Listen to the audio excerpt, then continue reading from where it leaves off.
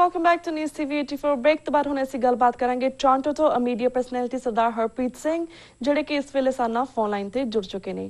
जी वीर जी वाहिगुरू जी का खालसा वाहिगुरू जी की फतेह। जी वाहिगुरू जी का खालसा वाहिगुरू जी की फतेह। बहुत बहुत धन्नवाद रीत और जिन्ने भी साडे श्रोते ने जां जिहड़े दर्शक ने उन्होंने भी वाहिगुरू जी का खालसा वाहिगुरू जी की फतेह। वीर जी अस असीं वख-वख जिहड़े रीसेंट मुद्दे ने उन्हां दे उपर गलबात करेंगे, पर सब तो पहला जिस तरह अजकल गल हो रही कि कॉन्स्टिट्यूशन आर्टिकल 25 जिहड़ा कि इंडिया दी धारा दे विच सिखां नूं हिंदू गर्दानदी है, इस बारे तुसीं अपने की विचार रखते हो? जी पहला तो क्योंकि ये सिर्फ एक धारा जो असीं इंडियन कॉन्स्टिट्यूशन की गल करते हैं हाँ जी, ये साडे सामने एक बड़ा एक कोलोसल या एक इमेज साडे अगे रखा जाता, जिमें एक डेमोक्रेसी का इमेज रखा जाता। इंडिया की डेमोक्रेसी दुनिया की सब तो ज्यादा डेमोक्रेसी हैगी आ, नो डाउट वोटर सब तो ज्यादा हैगे ने। उसी तरीके दे नाल जिहड़ा इंडिया का कॉन्स्टिट्यूशन हैगा इटसेल्फ इट्स भी पेपरां दा एक डोजियर आ, बहुत वड्डा वेट हैगा उहदा। ਉਹ ਤੋਂ ਇਲਾਵਾ ਜੇ ਅਸੀਂ ਗੱਲ ਕਰਦੇ ਹਾਂ ਕਿ ਕੀ ਕੌਂਸਟੀਟਿਊਸ਼ਨ ਦੇ ਭਾਰੇ ਹੋਣ ਦੇ ਨਾਲ ਜਿਹੜੀ ਹਾਲਾਤ ਨੇ ਲੋਕਾਂ ਦੇ ਉਹ ਵਧੀਆ ਹੁੰਦੇ ਨੇ ਕਿ ਕੌਂਸਟੀਟਿਊਸ਼ਨ ਚੰਗੇ ਹੋਣ ਦੇ ਨਾਲ। ਉਹ ਜਦੋਂ ਅਸੀਂ ਕਈ ਵਾਰ ਇਹ ਹੋ ਜਾਂਦੀ ਆ, ਭਾਵੇਂ ਕਿ ਜੇ ਮੈਂ ਅਮਰੀਕਾ ਦਾ ਕੌਂਸਟੀਟਿਊਸ਼ਨ ਅੱਜ ਇੰਡੀਆ ਦੇ ਕੌਂਸਟੀਟਿਊਸ਼ਨ ਨਾਲ ਕੰਪੇਅਰ ਕਰਨਾ ਚਾਹਾਂਗਾ ਤੇ ਉਹ ਇਸ ਤਰੀਕੇ ਨਾਲ ਹੋਊਗਾ as if we are comparing chalk with cheese. ਜੀ ਹੁਣ ਇੱਕ ਮੁਲਕ ਜਿਹਦਾ ਕੌਂਸਟੀਟਿਊਸ਼ਨ 224 ਸਾਲਾਂ ਦੇ ਵਿੱਚ, ਜਾਣੀ ਕਿ ਜੇ ਅਸੀਂ ਪਹਿਲਾ ਕੌਂਸਟੀਟਿਊਸ਼ਨ ਉਹਨਾਂ ਦਾ ਦੇਖਦੇ ਹਾਂ ਡੈਕਲੇਰੇਸ਼ਨ ਆਫ ਇੰਡੀਪੈਂਡੈਂਸ ਤੋਂ ਬਾਅਦ ਜਿਹੜਾ 16-17 ਸਾਲਾਂ ਬਾਅਦ ਡਰਾਫਟ ਹੁੰਦਾ ਹੈਗਾ, ਹੁਣ ਜਦੋਂ ਅਸੀਂ ਉਹ ਇੱਕ ਕੌਂਸਟੀਟਿਊਸ਼ਨ ਦੇਖਦੇ ਹਾਂ ਜਿਹੜਾ 224 ਸਾਲ ਪੁਰਾਣਾ, 224 ਸਾਲ ਦੇ ਵਿੱਚ ਸਿਰਫ 33 ਅਮੈਂਡਮੈਂਟਸ ਹੁੰਦੀਆਂ ਨੇ, ਉਹਨਾਂ ਦੇ ਵਿੱਚ 27 ਜਿਹੜੀਆਂ ਅਮੈਂਡਮੈਂਟਸ ਨੇ ਉਹ ਰੈਟੀਫਾਈਡ ਅਮੈਂਡਮੈਂਟਸ ਨੇ ਔਰ ਜਿਹੜੀਆਂ 7 ਜਿਹੜੀਆਂ ਅਮੈਂਡਮੈਂਟਸ ਨੇ ਉਹ ਅਨਰੈਟੀਫਾਈਡ ਜਿਹੜੀਆਂ ਅਮੈਂਡਮੈਂਟਸ ਨੇ। ਔਰ ਜਿਹੜੀ ਅਖੀਰਲੀ ਇੱਕ ਇਹਨਾਂ ਦੀ ਰੈਟੀਫਾਈਡ ਜਿਹੜੀਆਂ ਅਮੈਂਡਮੈਂਟਸ ਨੇ ਉਹਨਾਂ ਦੇ ਵਿੱਚ ਅਖੀਰਲੀ ਜੋ ਅਮੈਂਡਮੈਂਟ ਹੁੰਦੀ ਆ 1992 ਦੇ ਵਿੱਚ ਹੁੰਦੀ ਆ। ਹੁਣ ਇਹ ਹੈਗਾ ਇੱਕ ਅਮਰੀਕਾ ਦਾ। ਹੁਣ ਆ ਜੋ ਆਪਾਂ ਭਾਰਤ ਦੇ ਜੋ ਕੌਂਸਟੀਟਿਊਸ਼ਨ ਵੱਲ ਆਉਂਦੇ ਆ 1950 ਦੇ ਵਿੱਚ ਇਹ ਲਾਗੂ ਕੀਤਾ ਜਾਂਦਾ। 1950 ਤੋਂ ਲੈ ਕੇ ਜੋ ਲੇਟੈਸਟ ਜਿੰਨੀ ਕੁ ਮੈਨੂੰ ਦੇਖਣ ਚ ਮਿਲੀ ਆ ਉਹ ਹੈਗੀ ਆ 2013 ਦੇ ਵਿੱਚ ਮਈ ਦੇ ਵਿੱਚ ਅਖੀਰਲੀ ਅਮੈਂਡਮੈਂਟ ਹੋਈ ਸੀ 98ਵੀਂ। ਯਾਨੀ ਕਿ 224 ਸਾਲਾਂ ਦੇ ਵਿੱਚ ਇੱਕ ਤਰ੍ਹਾਂ ਦੇ ਨਾਲ 33 ਨਾ ਲੈ ਕੇ ਅਸੀਂ 27 ਦੀ ਗੱਲ ਕਰਾਂਗੇ। 224 ਸਾਲਾਂ ਦੇ ਵਿੱਚ 27 ਅਮੈਂਡਮੈਂਟਸ ਹੁੰਦੀਆਂ ਨੇ ਔਰ 50 ਸਾਲਾਂ ਦੇ ਵਿੱਚ 98 ਅਮੈਂਡਮੈਂਟਸ ਹੁੰਦੀਆਂ ਨੇ।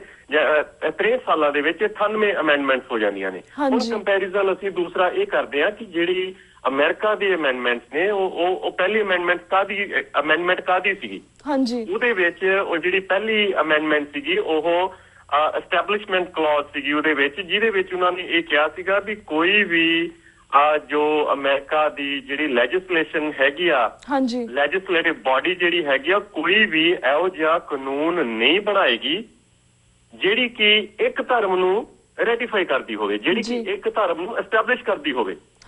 ਉਹਦੇ ਵਿੱਚ ਜੇਕਰ ਜਿਊਜ਼ ਨੇ, ਜੇਕਰ ਕੈਥੋਲਿਕਸ ਨੇ, ਜੇਕਰ ਪ੍ਰੋਟੈਸਟੈਂਟਸ ਨੇ, ਇਵੈਂਜਲਿਸਟ ਨੇ ਜਾਂ ਜਿੰਨੇ ਵੀ ਹੋਰ ਤਬਕੇ ਨੇ ਕ੍ਰਿਸਚੀਅਨਸ ਦੇ ਵਿੱਚ ਜਾਂ ਕਿਸੇ ਵੀ ਹੋਰ ਧਰਮ ਦੇ, ਉਹ ਇੱਕ ਸਟੇਟ ਦਾ ਰਿਲੀਜਨ ਉਹਨਾਂ ਦੇ ਉੱਤੇ ਨਹੀਂ ਥੋਪਿਆ ਜਾਏਗਾ।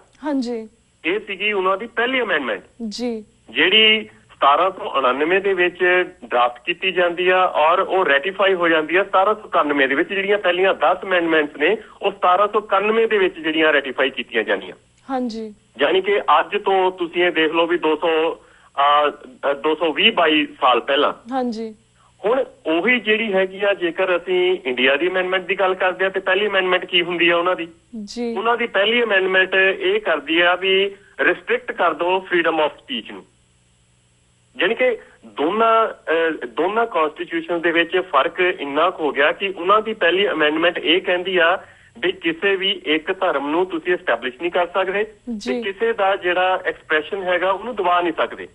ਉਹਦੇ ਵਿੱਚ ਫਰੀडम ਆਫ ਸਪੀਚ ਵੀ ਹੈਗੀ ਆ, ਐਕਸਪ੍ਰੈਸ਼ਨ ਹੈਗੀ ਆ, ਜਿਹੜਾ ਕਿ ਤੁਸੀਂ ਨਹੀਂ ਦਬਾ ਸਕਦੇ। ਔਰ ਇੱਧਰ ਜਿਹੜੀ ਅਮੈਂਡਮੈਂਟ ਹੁੰਦੀ ਆ, ਸਭ ਤੋਂ ਪਹਿਲੀ ਅਮੈਂਡਮੈਂਟ ਹੁੰਦੀ ਆ ਆਰਟੀਕਲ 15-19-85 ਦੀ, ਉਹਨਾਂ ਦੇ ਵਿੱਚ ਇਹ ਆ ਜਾਂਦੀ ਹੈ ਕਿ ਜਿਹੜੀ ਫਰੀडम ਆਫ ਸਪੀਚ ਨੂੰ ਥੋੜਾ ਰਿਸਟ੍ਰਿਕਟ ਕਰ ਦਿੱਤਾ ਜਾਵੇ। ਇਹ ਬੇਸਿਕ ਮੈਂ ਤੁਹਾਡੇ ਅੱਗੇ ਇਹ ਚੀਜ਼ ਪੇਸ਼ ਕਰਦਾ। ਦੂਸਰੀ ਚੀਜ਼, ਜਦੋਂ ਅਸੀਂ ਸਿੱਖਾਂ ਦੇ ਲਈ ਇਹ ਦੇਖਦੇ ਹਾਂ, ਚਾਹੇ ਉਹ ਆਰਟੀਕਲ 25 ਹੈਗਾ ਹਾਂਜੀ, ਤੇ ਉਹਦੇ ਵਿੱਚ ਸਿੱਖਾਂ ਨੂੰ ਕਲੱਬ ਕੀਤਾ ਗਿਆ, ਦੂਸਰੇ ਜਿਹੜੇ ਹੋਰ ਦੂਸਰੇ ਮਾਈਨੋਰਿਟੀਜ਼ ਨੇ, ਬੋਧੀ ਨੇ, ਜੈਨੀ ਨੇ, ਉਹਨਾਂ ਦੇ ਨਾਲ ਇਹਨਾਂ ਨੂੰ ਹਿੰਦੂਆਂ ਇਹ ਬਣਾ ਦਿੱਤਾ ਗਿਆ ਕਿ ਸਿੱਖ ਵੀ ਹਿੰਦੂ ਨੇ ਜੀ। ਜਦ ਕਿ ਇਹ ਆਪਣੇ ਸਰੋਤਿਆਂ ਨੂੰ ਔਰ ਦਰਸ਼ਕਾਂ ਨੂੰ ਇਹ ਗੱਲ ਸਾਂਝੀ ਕਰਨੀ ਚਾਹੁੰਦਾ ਕਿ ਜਿਹੜੀ ਗੋਰਿਆਂ ਦੇ ਵੱਲੋਂ 1908 ਜਾਂ 1909 ਦੇ ਵਿੱਚ ਆਨੰਦ ਮੈਰਿਜ ਐਕਟ ਬਣਾਇਆ ਜਾਂਦਾ ਹਾਂਜੀ, ਔਰ ਇਹਨਾਂ ਜਿਹੜੇ ਕਾਲੇ ਗੋਰੇ ਨੇ ਉਹਨਾਂ ਦੇ ਵੱਲੋਂ 1958 ਦੇ ਵਿੱਚ ਜਾਂ 59 ਦੇ ਵਿੱਚ ਅਬੋਲਿਸ਼ ਕਰ ਦਿੱਤਾ ਜਾਂਦਾ। ਤੇ ਇਹ ਕੀ ਦਰਸਾਉਣਾ ਚਾਹੁੰਦਾ? ਗੋਰੇ ਜਿਨ੍ਹਾਂ ਨੂੰ ਅਸੀਂ ਇਹ ਮੰਨਦੇ ਹਾਂ ਕਿ ਉਹ ਬਾਹਰੋਂ ਆਏ ਸਨ, ਭਾਰਤ ਦੇ ਉੱਤੇ ਕਾਬਜ ਹੋਏ, ਉਹਨਾਂ ਨੇ ਆਪਣੇ ਰੂਲਸ, ਆਪਣੇ ਰੈਗੂਲੇਸ਼ਨ ਜਿਹੜੇ ਸੀਗੇ, ਆਪਣੀਆਂ ਪਾਲਿਸੀਜ਼, ਆਪਣੀ ਆਈਡੀਓਲੋਜੀ ਜਿਹੜੀ ਹੈਗੀ ਭਾਰਤ ਦੇ ਉੱਤੇ ਥੋਪੀ। ਹਾਂਜੀ, ਪਰ ਉਸ ਚੀਜ਼ ਦੇ ਵਿੱਚ ਵੀ ਕਿਉਂਕਿ ਉਹ ਬਾਹਰੋਂ ਆਏ ਸਨ, ਪਰ ਉਹਨਾਂ ਨੇ ਇਹ ਗੱਲ ਨੂੰ ਤਸਲੀਮ ਕੀਤਾ ਕਿ ਸਿੱਖ ਇੱਕ ਵੱਖਰੀ ਕੌਮ ਨੇ, ਭਾਈਚਾਰਾ ਨਹੀਂ ਨੇ, ਉਹ ਸਿੱਖ ਇੱਕ ਵੱਖਰੀ ਨੇਸ਼ਨ ਨੇ, ਸਿੱਖ ਇੱਕ ਵੱਖਰੀ ਕੌਮ ਨੇ ਔਰ ਉਹਨਾਂ ਦੇ ਉਸ ਕੌਮ ਦੇ ਜਿਹੜੇ ਆਪਣੇ ਰਿਚੁਅਲਸ ਨੇ, ਜਿਹੜੀਆਂ ਉਹਨਾਂ ਦੀਆਂ ਆਪਣੀਆਂ ਸੈਰੀਮਨੀਜ਼ ਨੇ, ਉਹ ਵੱਖਰੀਆਂ ਨੇ ਹਿੰਦੂ ਧਰਮ ਦੇ ਨਾਲੋਂ। ਔਰ ਇਸ ਗੱਲ ਨੂੰ ਤਸਲੀਮ ਕਰਦੇ ਆ 1908 ਜਾਂ 1909 ਦੇ ਵਿੱਚ ਜਦੋਂ ਆਨੰਦ ਮੈਰਿਜ ਐਕਟ ਨੂੰ ਉਹ ਇੱਕ ਜਗ੍ਹਾ ਦਿੰਦੇ ਆਪਣੀ ਕਨਸਟੀਟਿਊਸ਼ਨ ਦੇ ਵਿੱਚ ਜਾਂ ਆਪਣੀਆਂ ਧਾਰਾਵਾਂ ਦੇ ਵਿੱਚ। ਹੁਣ ਦੂਸਰੇ ਪਾਸੇ ਉਹ ਲੋਕ ਜਿਹੜੇ ਇਹ ਕਹਿੰਦੇ ਨੇ ਕਿ ਹਿੰਦੂ ਤੇ ਸਿੱਖ ਜਿਹੜੇ ਨੇ ਉਹ ਹਿੰਦੂਆਂ ਦਾ ਹੀ ਇੱਕ ਹਿੱਸਾ ਨੇ, ਗੁਰੂ ਨਾਨਕ ਸਾਹਿਬ ਹਿੰਦੂ ਸਨ, ਅੱਗੇ ਬਹੁਤ ਸਾਰੀਆਂ ਇਸ ਤਰ੍ਹਾਂ ਦੀਆਂ ਉਹ ਚੀਜ਼ਾਂ ਸਾਡੇ ਅੱਗੇ ਲਿਆ ਕੇ ਪੇਸ਼ ਕਰਦੇ ਨੇ ਕਿ ਗੁਰੂ ਸਾਹਿਬ ਦੀਆਂ ਲੜਾਈਆਂ ਜਿਹੜੀਆਂ ਮੁਗਲਾਂ ਨਾਲ ਹੋਈਆਂ, ਜਦਕਿ ਗੁਰੂ ਸਾਹਿਬ ਦੀਆਂ 14 ਲੜਾਈਆਂ ਦੇ ਵਿੱਚ 11 ਲੜਾਈਆਂ ਜਿਹੜੀਆਂ ਸਨ ਉਹ ਹਿੰਦੂਆਂ ਦੇ ਨਾਲ ਹੁੰਦੀਆਂ ਨੇ ਜੀ। ਹੁਣ ਉਹ ਧਰਮ ਜਿਹੜਾ ਉਹ ਲੋਕ ਜਿਹੜੇ ਸਿੱਖ ਧਰਮ ਦੇ ਜਿਹੜੀ ਆਈਡੀਓਲੋਜੀਜ਼ ਨੇ, ਸਿੱਖ ਧਰਮ ਦੇ ਜਿਹੜੇ ਪ੍ਰਿੰਸੀਪਲਸ ਨੇ, ਉਹਨਾਂ ਦੇ ਨਾਲ ਵਾਕਿਫ ਨੇ ਹਾਂਜੀ, ਔਰ ਉਹ ਇਹ ਕਹਿ ਰਹੇ ਨੇ ਕਿ 1959 ਦੇ ਵਿੱਚ ਜਿਹੜਾ ਆਨੰਦ ਮੈਰਿਜ ਐਕਟ ਹੈ ਜਿਹੜਾ ਉਹਨੂੰ ਅਬੋਲਿਸ਼ ਕਰ ਦੋ ਹਾਂਜੀ, ਯਾਨੀ ਕਿ ਸਿੱਖਾਂ ਨੂੰ ਕਲੱਬ ਕਰ ਦਿੱਤਾ ਜਾਵੇ ਕਿ ਇਹ ਵੀ ਹਿੰਦੂ ਹੀ ਨੇ ਜੀ। ਸੋ ਜੋ ਸਾਡੇ ਕਨਸਟੀਟਿਊਐਂਟ ਜਿਹੜੇ ਨੁਮਾਇੰਦੇ ਸਨ ਹਾਂਜੀ, ਉਸ ਕਨਸਟੀਟਿਊਐਂਟ ਕਮੇਟੀ ਦੇ ਜਿਹੜੇ ਨੁਮਾਇੰਦੇ ਸਨ, ਚਾਹੇ ਸਰਦਾਰ ਹਾਕਮ ਸਿੰਘ ਸਨ, ਚਾਹੇ ਜੋਗਿੰਦਰ ਸਿੰਘ ਸਨ, ਉਹਨਾਂ ਨੇ ਸਾਈਨ ਨਹੀਂ ਕੀਤੇ ਹਾਂਜੀ, ਉਸ ਕਨਸਟੀਟਿਊਸ਼ਨ ਦੇ ਉੱਤੇ ਸਾਈਨ ਨਹੀਂ ਕੀਤੇ ਜਿਹੜਾ ਕਿ ਗਾਂਧੀ ਔਰ ਨਹਿਰੂ ਵੱਲੋਂ ਆਜ਼ਾਦੀ ਤੋਂ ਪਹਿਲਾਂ ਬਾਰ-ਬਾਰ ਇਹ ਦੁਹਾਈਆਂ ਦਿੱਤੀਆਂ ਗਈਆਂ ਸਨ ਸਿੱਖਾਂ ਨੂੰ ਕਿ ਕੋਈ ਵੀ ਭਾਰਤ ਦੇ ਵਿੱਚ ਕੋਈ ਵੀ ਇਹੋ ਜਿਹਾ ਕਨਸਟੀਟਿਊਸ਼ਨ ਜਿਹੜਾ ਸਿੱਖਾਂ ਨੂੰ ਮਨਜ਼ੂਰ ਨਾ ਹੋਵੇ ਉਹ ਜਿਹੜਾ ਹੈਗਾ ਲਾਗੂ ਨਹੀਂ ਕੀਤਾ ਜਾਏਗਾ ਜੀ। ਪਰ ਜਦੋਂ ਇਹ ਚੀਜ਼ਾਂ ਲਾਗੂ ਕੀਤੀਆਂ ਉਹ ਤੋਂ ਬਾਅਦ ਈਵਨ ਮਾਸਟਰ ਤਾਰਾ ਸਿੰਘ ਨੇ ਵੀ ਜਾ ਕੇ ਗੁਹਾਰ ਲਾਈ ਉਹਨਾਂ ਦੇ ਕੋਲ ਵੀ, ਭਾਈ ਸਾਹਿਬ ਸਾਨੂੰ ਆਹ ਚੀਜ਼ਾਂ ਤੁਸੀਂ ਪ੍ਰੋਮਿਸ ਕੀਤੀਆਂ ਸੀ, ਤੇ ਨਹਿਰੂ ਦਾ ਇਹ ਜਵਾਬ ਸੀ ਕਿ ਮਾਸਟਰ ਜੀ ਅਭੀ ਸਮਾਂ ਬਦਲ ਚੁੱਕਾ ਹੈ ਹਾਂਜੀ। ਇਹ ਸਰਦਾਰ ਮੇਰੇ ਖਿਆਲ ਪਟੇਲ ਦੀ ਇਹ ਕਥਨ ਨੇ ਕਿ ਮਾਸਟਰ ਜੀ ਅਭੀ ਸਮਾਂ ਬਦਲ ਚੁੱਕਾ ਹੈ। ਔਰ ਉਸ ਬਦਲੇ ਹੋਏ ਸਮੇਂ ਦੇ ਵਿੱਚ ਅੱਜ ਤੁਸੀਂ ਦੇਖ ਲਓ ਕਿ ਸਿੱਖ ਕਿਸ ਤਰੀਕੇ ਦੇ ਨਾਲ ਉਸ ਮੁਲਕ ਦੇ ਵਿੱਚ ਉਸ ਕਨਸਟੀਟਿਊਸ਼ਨ ਦੇ ਥੱਲੇ ਧੱਕੇ ਖਾ ਰਹੇ ਨੇ। ਦੂਸਰੀਆਂ ਗੱਲਾਂ, ਇਸ ਕਨਸਟੀਟਿਊਸ਼ਨ ਦੇ ਵਿੱਚ ਜਿਹੜੇ ਈਵਨ ਲੋਕਾਂ ਨੂੰ ਦਬਾਉਣ ਵਾਲੀਆਂ ਧਾਰਾਵਾਂ ਨੇ ਉਹ ਵੀ ਗੋਰਿਆਂ ਦੇ ਵੇਲੇ ਚੱਲੀਆਂ ਸਨ। 295 ਅਸੀਂ ਆਰਟੀਕਲ 295 ਲੈਂਦੇ ਆ, ਉਹ ਵੀ 1800 ਦਾ ਜਿਹੜਾ ਅਖੀਰਲਾ ਦਾਇਰਾ ਸੀ ਉਹਦੇ ਵਿੱਚ ਅੱਗੇ ਲਿਆਂਦਾ ਗਿਆ ਜੀ। ਜਿਹੜਾ 120B ਸੀ ਉਹ ਵੀ 1860 ਦੇ ਵਿੱਚ ਇਹ ਲੈ ਕੇ ਆਂਦਾ ਗਿਆ, ਜਿਹਦੇ ਵਿੱਚ 120B ਦੇ ਧਾਰਾ ਦੇ ਥੱਲੇ ਜੋ ਪ੍ਰੋਫੈਸਰ ਦਵਿੰਦਰਪਾਲ ਸਿੰਘ ਭੁੱਲਰ ਦੀ ਫਾਂਸੀ ਦੀ ਸਜ਼ਾ ਜਿਹੜੀ ਹੈਗੀ ਉਹ ਬਰਕਰਾਰ ਰੱਖੀ ਗਈ ਆ। ਸਾਜ਼ਿਸ਼ ਦੀ ਇਹ ਧਾਰਾ ਇਹਨੂੰ ਕਹਿੰਦੇ ਨੇ। ਇੰਨੇ ਪੁਰਾਣੇ ਇਹ ਉਹ ਲੋਕ ਜਿਹੜੇ ਆਪਣੇ ਆਪ ਨੂੰ ਦੱਸਦੇ ਨੇ ਕਿ ਉਹ ਬਹੁਤ ਕੁਝ ਜਾਣਦੇ ਨੇ, ਉਹਨਾਂ ਦਾ ਜਿਹੜਾ ਕਨਸਟੀਟਿਊਸ਼ਨ ਹੈ ਬਹੁਤ ਵਧੀਆ ਆ ਕਿਉਂਕਿ ਦੁਨੀਆ ਦਾ ਸਭ ਤੋਂ ਵੱਡਾ ਕਨਸਟੀਟਿਊਸ਼ਨ ਹੈ। ਨੋ ਡਾਊਟ ਦੁਨੀਆ ਦਾ ਸਭ ਤੋਂ ਵੱਡੀ ਕਿਤਾਬ ਹੋਏਗੀ, ਕਨਸਟੀਟਿਊਸ਼ਨ ਸਭ ਤੋਂ ਵੱਡਾ ਹੈ, ਜਿਹੜਾ ਲਿਖਿਆ ਹੋਇਆ ਕਨਸਟੀਟਿਊਸ਼ਨ ਉਹ ਦੁਨੀਆ ਦਾ ਸਭ ਤੋਂ ਵੱਡਾ। ਪਰ ਸਵਾਲ ਇਹੀ ਪੈਦਾ ਹੁੰਦੇ ਨੇ ਕਿ ਕੀ ਉਹ ਕਨਸਟੀਟਿਊਸ਼ਨ ਲੋਕਾਂ ਦੇ ਜਿਹੜੀਆਂ ਮਹੱਤਵਕਾਂਖਿਆਵਾਂ ਨੇ, ਲੋਕਾਂ ਦੀਆਂ ਜਿਹੜੀਆਂ ਭਾਵਨਾਵਾਂ ਨੇ ਕਿ ਉਹਨਾਂ ਨੂੰ ਰਿਪਰੈਜ਼ੈਂਟ ਕਰ ਰਿਹਾ ਕਿ ਨਹੀਂ ਕਰ ਰਿਹਾ, ਖਾਸ ਤੌਰ ਦੇ ਉੱਤੇ ਮਾਈਨੋਰਿਟੀਜ਼ ਦੇ ਲਈ ਜਿਹੜੀ ਕਿ ਇੱਕ ਜੋ ਆਪਾਂ ਅਮਰੀਕਨ ਕਨਸਟੀਟਿਊਸ਼ਨ ਦੀ ਗੱਲ ਕਰਦੇ ਜਿਹੜਾ ਕਿ ਉਹਦੇ ਵਿੱਚ ਗਾਰੰਟੀ ਕੀਤੀ ਜਾਂਦੀ ਹੈ ਤੁਹਾਡੇ ਫਰੀडम ਆਫ ਸਪੀਚ ਦੇ ਉੱਤੇ ਗਾਰੰਟੀ ਕੀਤੀ ਜਾਂਦੀ ਆ, ਫਰੀडम ਆਫ ਐਕਸਪ੍ਰੈਸ਼ਨ ਦੇ ਉੱਤੇ ਗਾਰੰਟੀ ਕੀਤੀ ਜਾਂਦੀ ਆ ਜੀ, ਬਿਲਕੁਲ freedom to follow any religion ਉਹਦੀ ਗਾਰੰਟੀ ਕੀਤੀ ਜਾਂਦੀ ਆ ਜੀ। ਹੁਣ ਇਹ ਗਾਰੰਟੀਜ਼ ਭਾਰਤ ਦੇ ਕਨਸਟੀਟਿਊਸ਼ਨ ਦੇ ਵਿੱਚ ਹਨ? ਕੀ ਮੁਸਲਮਾਨਾਂ ਨੂੰ ਜੋ ਹਿੰਦੂਆਂ ਵਰਗਾ ਸਲੂਕ ਕੀਤਾ ਜਾਂਦਾ, ਕੀ ਸਿੱਖਾਂ ਦਾ ਤੇ ਹਿੰਦੂਆਂ ਦਾ ਸਲੂਕ ਜਿਹੜਾ ਹੈਗਾ ਉਹ ਸਹੀ ਇੱਕੋ ਜਿਹਾ ਹੁੰਦਾ? ਕੀ ਉਹ ਕਾਨੂੰਨ ਹਰ ਇੱਕ ਲਈ ਇੱਕ ਹੈ ਕਿ ਨਹੀਂ ਹੈ?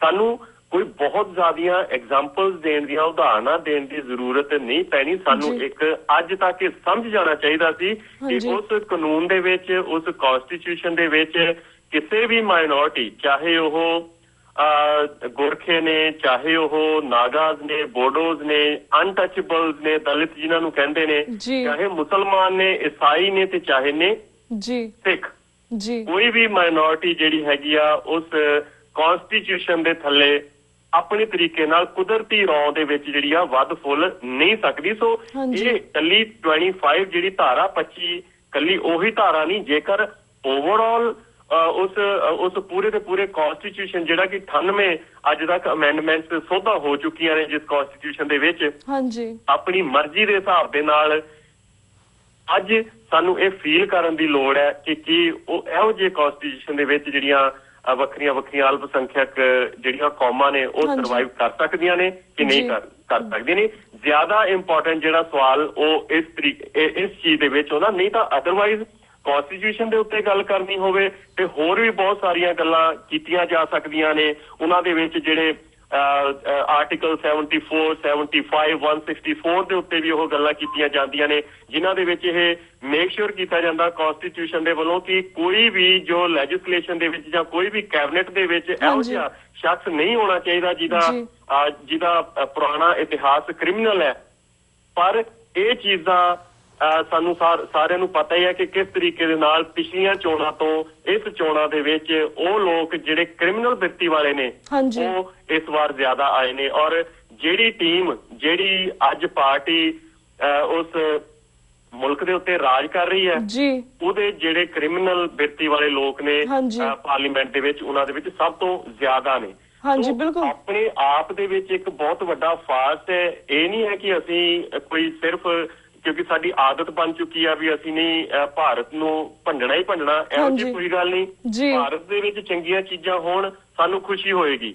ਭਾਰਤ ਦੇ ਵਿੱਚ ਜਿਹੜੇ ਅਲਪ ਸੰਖਿਅਕ ਲੋਕ ਨੇ ਉਹਨਾਂ ਦੇ ਨਾਲ ਵਧੀਆ ਤਰੀਕੇ ਨਾਲ ਵਰਤਾਅ ਹੋਵੇ, ਸਾਨੂੰ ਖੁਸ਼ੀ ਹੋਏਗੀ। ਭਾਰਤ ਦੇ ਵਿੱਚ ਇਨਸਾਫ ਹੋਏ, ਸਾਨੂੰ ਖੁਸ਼ੀ ਹੋਏਗੀ। ਭਾਰਤ ਦੇ ਵਿੱਚ ਆਜ਼ਾਦੀ ਹੋਏ ਲੋਕਾਂ ਨੂੰ, ਸਾਨੂੰ ਖੁਸ਼ੀ ਹੋਏਗੀ ਇਸ ਚੀਜ਼ ਦੇ ਵਿੱਚ। ਪਰ ਸਾਨੂੰ ਅਫਸੋਸ ਹੈ ਕਿ ਇਹੋ ਜਿਹੀ ਕੋਈ ਵੀ ਗੱਲ ਜਿਹੜੀ ਹੈਗੀ ਆ ਭਾਰਤ ਦੇ ਵਿੱਚ ਨਹੀਂ ਹੋ ਰਹੀ। ਬਸ ਇੱਕ ਪ੍ਰੋਪੇਗੈਂਡਾ ਜਿਹੜਾ ਉਹ ਜ਼ਰੂਰ ਕੀਤਾ ਜਾਂਦਾ ਕਿ ਭਾਰਤ ਇੱਕ ਸ਼ਾਈਨਿੰਗ ਸਟੇਟ ਹੈ, ਭਾਰਤ ਦਾ ਸੰਵਿਧਾਨ ਸਭ ਤੋਂ ਵੱਡਾ ਹੈ, ਭਾਰਤ ਦਾ ਜਿਹੜਾ ਡੈਮੋਕ੍ਰੇਸੀ ਜਿਹੜੀ ਆ ਦੁਨੀਆ ਦੀ ਸਭ ਤੋਂ ਵੱਡੀ ਹੈ। ਲੋਕਾਂ ਦੇ ਵੋਟਰਾਂ ਦੇ ਵੱਧ ਜਾਣ ਦੇ ਨਾਲ ਡੈਮੋਕ੍ਰੇਸੀ ਜਿਹੜੀ ਹੈਗੀ ਆ ਉਹ ਡੈਮੋਕ੍ਰੇਸੀ ਨਹੀਂ ਬਣਦੀ। ਪੇਜਾਂ ਦੇ ਐਡ ਹੋਣ ਦੇ ਨਾਲ ਜਿਹੜਾ ਕਨਸਟੀਟਿਊਸ਼ਨ ਜਿਹੜਾ ਹੈਗਾ ਉਹ ਵਰਕੇਬਲ ਜਾਂ ਇਹ ਕਹਿ ਲਈਏ ਵੀ ਐਫੀਸ਼ੀਐਂਟ ਕਨਸਟੀਟਿਊਸ਼ਨ ਜਿਹੜਾ ਹੈਗਾ ਉਹ ਨਹੀਂ ਬਣ ਸਕਦਾ। ਜੀ ਬਿਲਕੁਲ ਵੀਰ ਜੀ, ਥੈਂਕ ਯੂ ਸੋ ਮਚ ਕਿ ਤੁਸੀਂ ਇਸ ਸਵਾਲ ਦੇ ਉੱਪਰ ਪੂਰਾ ਵੇਰਵੇ ਦੇ ਨਾਲ ਜਾਣਕਾਰੀ ਦਿੱਤੀ। We do have a lot of questions to ask you, but ਸਾਡਾ ਸਮਾਪਤੀ ਵੱਲ ਸਮਝ ਆ ਰਿਹਾ। Maybe next time we'll ask you follow up questions. ਪਰ ਹੁਣ ਅਸੀਂ ਵੀਰ ਜੀ ਤੁਹਾਡੇ ਕੋਲ ਇਜਾਜ਼ਤ ਲੈਂਦੇ ਹਾਂ। ਵਾਹਿਗੁਰੂ ਜੀ ਕਾ ਖਾਲਸਾ, ਵਾਹਿਗੁਰੂ ਜੀ ਕੀ ਫਤਿਹ। ਬਹੁਤ ਬਹੁਤ ਧੰਨਵਾਦ ਜੀ। ਵਾਹਿਗੁਰੂ ਜੀ ਕਾ ਖਾਲਸਾ, ਵਾਹਿਗੁਰੂ ਜੀ ਕੀ ਫਤਿਹ।